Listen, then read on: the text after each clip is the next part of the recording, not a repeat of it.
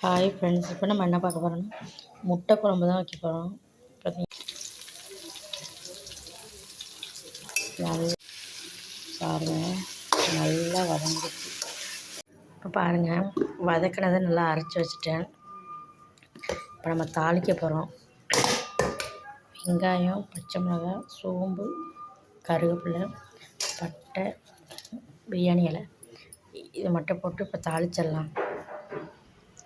எண்ணெய் காஞ்சிட்டு சோம்பு போட்டுக்கலாம். பாருங்க,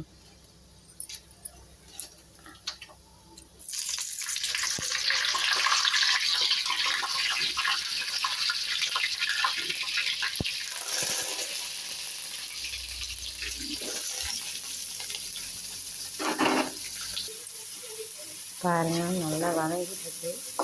இது கொஞ்சம் நல்லா வதங்கட்டும். அதுக்கப்புறம் மசாலாலாம் ஊற்றிக்கலாம். பாருங்கள், நல்லா வதங்கிடுச்சு. இப்போ நம்ம அரைச்சி வச்ச விழுது அதை சேர்த்துக்கணும்.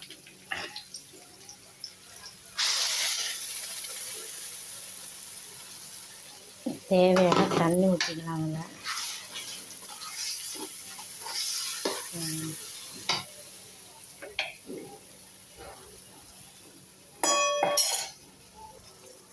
பாருங்கள், இதில் நல்லா ஊற்றிட்டேன்.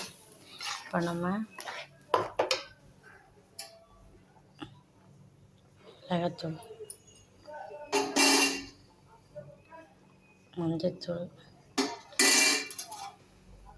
கரம் மசாலா இதெல்லாம் போட்டு தேவையான தண்ணி ஊற்றிக்கலாம்.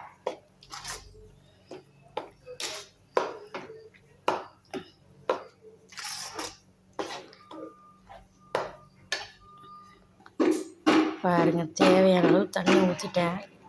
இது நல்லா கொதித்து வரட்டும். இதுக்கு தேவையான உப்பு போட்டுக்கலாம்.